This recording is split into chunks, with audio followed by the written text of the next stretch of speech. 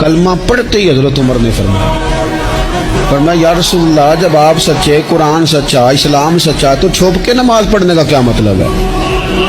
فرمایا ابھی تعداد ہی کوئی نہیں، 40 تو مسلمان ہیں۔ عرض کی حضور مہربانی کریں نا، آپ صرف اجازت دیں۔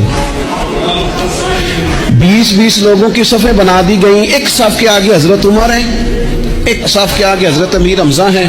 جناب عمر کہنے لگے چونکہ آپ اللہ کے رسول ہیں تو لہٰذا نماز بھی آج اللہ کے گھر میں پڑھی جائے گی۔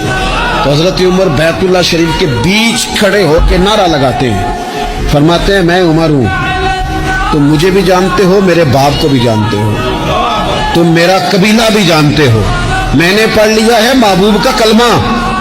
اب جس نے بچے یتیم کرانے ہو اور اپنی بیوی بیوہ کرانی ہو وہ آئے اور مجھے روکے۔